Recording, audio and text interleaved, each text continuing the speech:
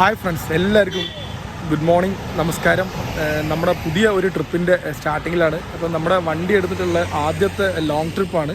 അപ്പം നമ്മൾ പോകുന്നത് കോഴിക്കോട്, രാമേശ്വരം, കന്യാകുമാരി ആണോ. അപ്പം നമുക്കിതിലെ ഒരു ഇത് കൂടെ ഉണ്ട്. നമുക്ക് എങ്ങനെ കോഴിക്കോട് നിന്ന് രാമേശ്വരം, കന്യാകുമാരി എക്സ്പ്ലോർ ചെയ്യാം, ഏത് വഴിയാണ് പോകുന്നത്, എങ്ങനെയാണ് പോകുന്നത്, എല്ലാ ഡീറ്റെയിലും നമുക്ക് ഈ ഒരു വീഡിയോ വഴി കേൾക്കുന്നതാണ്. അപ്പോൾ എന്തായാലും നമ്മൾ ഫുഡൊക്കെ വീട്ടിൽ നിന്ന് ഉണ്ടായിക്കൊണ്ടിരുന്നായിരുന്നു. അപ്പോൾ അവിടുന്ന് എല്ലാവരും ഫുഡ് കഴിച്ചുകൊണ്ടിരിക്കുകയാണ്. നമുക്ക് ഡിക്കി സ്പേസ് എന്ന് പറഞ്ഞിട്ടുണ്ടെങ്കിൽ ഞാൻ 2 ബോക്സ് ആയിട്ട് തന്നെ ഡിക്കി പൊതുവേ നമ്മുടെ പഴയ വണ്ടി അനുസരിച്ച് വളരെ കുറവാട്ടോ. എന്നാലും ഒരുവിധം അഡ്ജസ്റ്റ് ഞങ്ങൾ ചെയ്ത് ഞങ്ങൾ എടുത്തു. ഞങ്ങളിപ്പം ഏകദേശം പെരിന്തൽമണ്ണ കഴിഞ്ഞിട്ടു. അപ്പം കുട്ടിയൊക്കെ വിശക്കുന്നതെന്ന് പറഞ്ഞപ്പോൾ ഞങ്ങൾ ഫുഡ് കഴിക്കാൻ വേണ്ടി ഇറങ്ങിയതാണ്. അപ്പോൾ ഇനി നമ്മുടെ വരുന്ന വീഡിയോകളൊക്കെ മധുര, തിരുനെൽവേലി, രാമേശ്വരം, കന്യാകുമാരി അങ്ങനെയുള്ള ഭാഗങ്ങളിലാണ്. വണ്ടി ഫുള്ള് ലഗേജാണ്, അടുക്കി വെച്ചിരിക്കുകയാണ് പെട്ടിയൊക്കെ. അടുത്തൊരു ടേബിൾ കിട്ടിയായിരുന്നു. അപ്പോൾ ആ ടേബിളിൽ ഞങ്ങൾ എല്ലാം സെറ്റ് ചെയ്തിട്ടു. ഇഡ്ഡലി, ചട്നി, ചമ്മന്തി എല്ലാം സെറ്റപ്പ് ഉണ്ട് കേട്ടോ. അപ്പോൾ ഞങ്ങൾ ഇവിടുന്ന് കഴിച്ചിട്ട് നേരെ ഇനി യാത്ര തുടങ്ങണം. ഒരു ദിവസത്തേക്കുള്ള ബ്രേക്ക്ഫാസ്റ്റും ലഞ്ചൊക്കെ ഞങ്ങൾ വീട്ടിൽ നിന്ന് തന്നെ കൊണ്ടുവന്നായിരുന്നു കേട്ടോ. അപ്പം വഴിക്കുന്ന ഒരു സ്ഥലം കണ്ടപ്പോൾ അവിടെ നിർത്തിയിട്ട് ഒരു ടേബിളും കിട്ടി. അവിടെ ഇരുന്ന് കഴിക്കുകയാണ്. കുറച്ചൊരു സേഫായ ഫുഡ് നമുക്ക് കിട്ടുമല്ലോ. എന്തായാലും നമ്മൾ ഭക്ഷണം കഴിക്കാൻ വേണ്ടി നിർത്തിയത് തൊടുക്കാപ്പക്കുന്ന് വനസംരക്ഷണ സമിതി ഇത്തോ ഈക്കോ ടൂറിസം. അടിപൊളി സംഭവം. അവിടെ ടിക്കറ്റൊക്കെ ഉണ്ട്. ചെറിയ കുട്ടികൾക്കൊക്കെ വലിയ കുട്ടികൾക്കും ടിക്കറ്റിന് 50 രൂപ ടിക്കറ്റൊക്കെ ഉണ്ട്. ഇതിനുള്ളിൽ മൃഗങ്ങളൊക്കെ ഉണ്ട് തോന്നുന്നു. പക്ഷെ ഇപ്പോൾ കയറിയുള്ള സമയമൊന്നുമില്ല.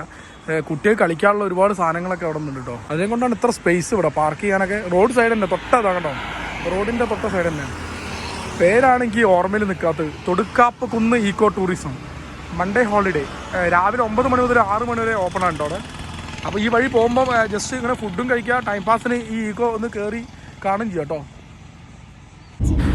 ഞങ്ങളെ യാത്ര ഇങ്ങനെ സ്റ്റാർട്ടായിട്ടോ. ഏകദേശം നമുക്ക് എപ്പോഴും നമുക്ക് കേരളത്തിൽ നമ്മുടെ പാലക്കാട് കഴിഞ്ഞ് കഴിഞ്ഞാൽ പിന്നെ തമിഴ്നാട്ടിലേക്ക് കടന്നു കഴിഞ്ഞാൽ മനോഹരമായ ഒരു റോഡാണ് നമുക്ക് കിട്ടുമോ. അപ്പം ഞാൻ എൻ്റെ യാത്ര പ്ലാൻ ചെയ്ത് ശരിക്കും നമുക്ക് കന്യാകുമാരി പോകണമെങ്കിൽ തിരുവനന്തപുരം, കൊച്ചി, തിരുവനന്തപുരം ആ വഴിയാണ്. പക്ഷേ ഞാൻ അങ്ങനെയല്ല പോകുന്നുണ്ടോ. ഞാൻ പോകുന്നത് പാലക്കാട്, ഗോപാലപുരം, പഴനി, മധുരയിൽ നിന്ന് ശരിക്കും നമുക്ക് രാമേശ്വരത്തേക്ക് ഒരു 170 കിലോമീറ്റർ ഉണ്ട്. ആ റൂട്ടാണ്.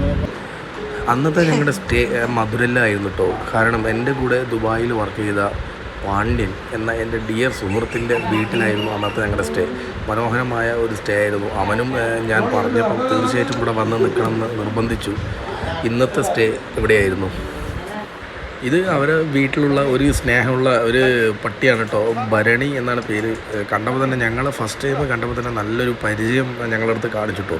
അതുകൊണ്ട് ആ വീട്ടിൽ അവർ അങ്ങനത്തെ പോലെയാണെന്നാണ് അവൻ പറഞ്ഞത്. എല്ലാവർക്കും ഭയങ്കര സ്നേഹമാണ് ഈ ഒരു പട്ടിയോട് കേട്ടോ. ഞങ്ങൾക്കും അങ്ങനെ തന്നെ നല്ല സ്നേഹമുള്ളൊരു പട്ടി. മധുരയിൽ പോയി കഴിഞ്ഞാൽ നമുക്ക് കാണാൻ ഏറ്റവും ഫസ്റ്റ് നമുക്കെന്ന് പറയാവുന്ന മധുര മീനാക്ഷി അമ്പലമാണ് കേട്ടോ. കൊത്തുപണികൾ കൊണ്ടും മനോഹരമായൊരു ക്ഷേത്രമാണ് മീനാക്ഷി അമ്മൻ കോവിൽ. അപ്പം ഞങ്ങൾ അവിടെ നിന്ന് രാവിലെ എഴുന്നേറ്റ് കുളിച്ചിട്ട് നേരെ മീനാക്ഷി അമ്മൻ കോവിലിലേക്ക് കാണാൻ വേണ്ടി പുറപ്പെട്ടു. എന്തായാലും ഞങ്ങൾ പോയ സമയം കൊള്ളാട്ടോ. അവിടെ ഒരു നല്ലൊരു ഉത്സവം നടക്കുന്ന ഒരു സമയമായിരുന്നു. നല്ല റഷായിരുന്നു.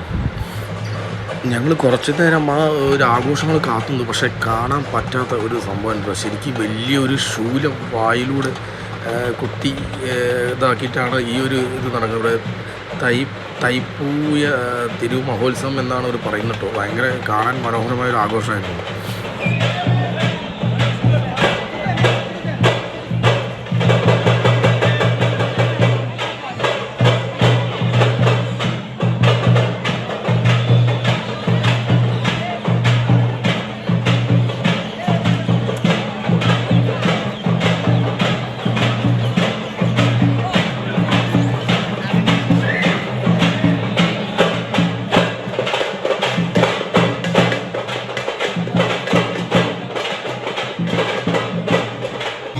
പല തരത്തിലുള്ള അപ്പോൾ ആചാരങ്ങൾ കണ്ടില്ല നമ്മൾ. ശൂലം കുത്തിയിട്ട് എന്ത് വലിയ ശൂലാണ് വായിക്കൂടെ കുത്തിയിട്ട് കണ്ടപ്പോൾ തന്നെ എനിക്ക് ആകെ ടെൻഷനായിട്ടോ.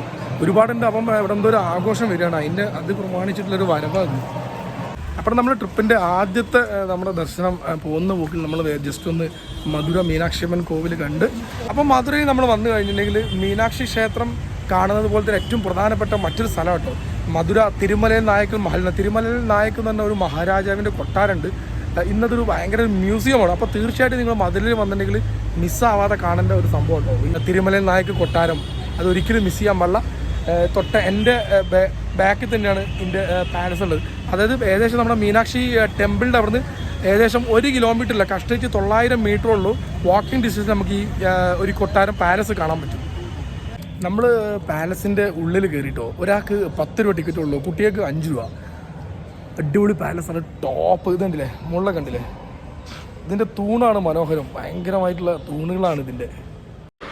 ഈ കൊട്ടാരത്തിൻ്റെ തൂണുകളാണ് കേട്ടോ എടുത്ത് പറയാൻ പറ്റുന്ന കാര്യം. കാരണം ഒരുപാട് തൂണുകളാണ് ഈ ഒരു കൊട്ടാരം നിർമ്മിച്ചിരിക്കുന്നത്. ആക്ച്വലി ഈ തിരുമല നായകർ എന്ന മഹാരാജാവിൻ്റെ ഇത് ഈ എന്തെങ്കിലും തെറ്റ് ചെയ്ത് കഴിഞ്ഞിട്ടുണ്ടെങ്കിൽ പണിഷ്മെൻറ്റ് കൊടുക്കുന്ന ഒരു കൊട്ടാരമായിട്ടാണ് ഇതിനെ കാണുന്നത് കേട്ടോ. ഇത് കോർട്ട് എന്നാണ് പറയുന്നത്. ഇതിന് ഏകദേശം ഇപ്പം നമുക്കൊരു 140-150 വർഷത്തോളം പഴക്കമുണ്ട് കേട്ടോ അതിന്. ശരിക്കും ഈ രാജാവ് അവിടെ ഇരുന്നിട്ട് ഇവിടെ ഇങ്ങനെ അവിടെ നിന്ന് കുറ്റം പറയുകയും കേൾക്കുകയും പരാതികൾ കേൾക്കുകയും ചെയ്യുന്ന ഒരു സ്ഥലമാണ് ഈ കാണുന്ന ഒരു സ്പേസ്. പിന്നെ ഇവിടെയാണ് ഒരു പ്രോഗ്രാമുകളൊക്കെ നടക്കുന്നതും. ശരിക്കും ഈ നൂറ്റാണ്ടിലും ജനങ്ങൾക്ക് എത്രയോ ഒരു അത്ഭുതകരമാണ് കേട്ടോ പണ്ട് കെട്ടിയ ഈ ഒരു കൊട്ടാരങ്ങളും അതിൻ്റെ നിർമ്മാണ രീതികളും അതിൻ്റെതൊക്കെ കണ്ട് സത്യത്തിൽ ഈ ഒരു തലമുറയ്ക്കും ഭയങ്കര ഒരു സംഭവം. ശരിക്കും എനിക്ക് കണ്ടപ്പോൾ തന്നെ വല്ലാതെ ആയിട്ടോ. കാരണം ഇത്രയും മനോഹരമായൊരു പെയിൻറ്റിങ്ങുകൾ ഇതിൻ്റെ മുകളിൽ ഭാഗങ്ങളിലെല്ലാം നല്ല ചിത്രരചനയും പെയിൻറ്റിങ്ങും ചെയ്തിട്ടുണ്ട്. അപ്പോൾ തീർച്ചയായിട്ടും നിങ്ങൾ ഈ വഴി വരികയാണെങ്കിൽ, ശരിക്കും നമ്മൾ ഈ വഴി 1 by 1 വരികയാണെങ്കിൽ ഇതിൻ്റെ ആദ്യം നമുക്ക് പോകുന്നത് പഴനിയാണ്. പക്ഷേ പഴനി നമ്മളെല്ലാവരും കണ്ടതുകൊണ്ട് അങ്ങോട്ട് കയറിയില്ല, നേരെ മധുര വന്നിട്ടോ. എന്തായാലും ഈ ഒരു വഴി വരികയാണെങ്കിൽ 10 രൂപയ്ക്ക് ഇത്രയും മനോഹരമായ സ്ഥലം കാണാൻ പറ്റുമോ എന്ന് അറിയില്ല കേട്ടോ. ഇതിൻ്റെ മുകൾ ഭാഗം കണ്ടോ, മനോഹരമായ പെയിൻറ്റിങ്ങുകളാണ് കംപ്ലീറ്റ്. ഇതാ ഈ ഒരു കസേര രാജാവ് ഇരുന്നിട്ട് ഇതാ ആ ഹോളിൽ നേരെ ഇവിടെ ഇരുന്നിട്ട് പണിഷ്മെൻറ്റ് കൊടുക്കുകയും എല്ലാം ചെയ്യുന്നത്. ആ ഒരു കസേര രാജാവ് ഇരുന്ന ആ ഒരു ചെയർ ജസ്റ്റ് ഇങ്ങനെ കമ്പി ഇട്ട് കെട്ടിയിട്ടുണ്ട് കേട്ടോ. തീർച്ചയായിട്ടും നിങ്ങൾ ഈ മധുര വഴി വരികയാണെങ്കിൽ ഈ ഒരു പാലസ് കാണാൻ ഒരിക്കലും മറക്കരുത്, പുറത്താണ്. അപ്പം നമ്മൾ പാലസൊക്കെ കണ്ടിട്ടു നമ്മൾ സമയം കളയാതെ നമ്മളെന്താക്കി ഈ പാലസ് കണ്ടിട്ട് നേരെ നമ്മൾ ഇവിടുന്ന് പുറപ്പെട്ടത് രാമേശ്വരത്തേക്ക്. നേരെ രാമേശ്വരം എത്താനായിട്ടോ.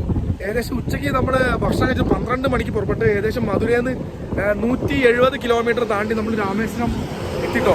ഇത് ഞാൻ നിർത്തിയത് നമ്മളിപ്പോൾ ഏകദേശം ആ ബീച്ച് സൈഡ് എത്തി.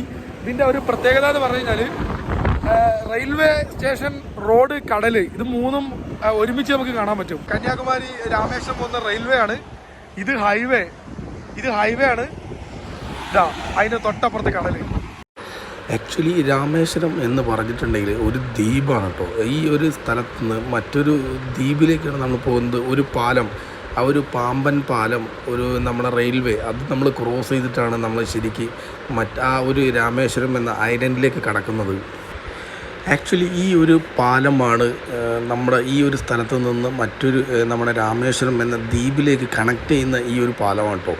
ആ ഒരു പാലത്തിൻ്റെ മുകളിലൂടെയാണ് നമ്മൾ പോയിക്കൊണ്ടിരിക്കുന്നത്. ശരിക്കും ഈ പാലത്തിൻ്റെ മുകളിൽ നിന്ന് നമുക്ക് താഴേക്ക് നമ്മുടെ പാമ്പൻ പാലം, പുതിയ റെയിൽവേ, ആ പാലം നമുക്ക് കാണാൻ പറ്റും.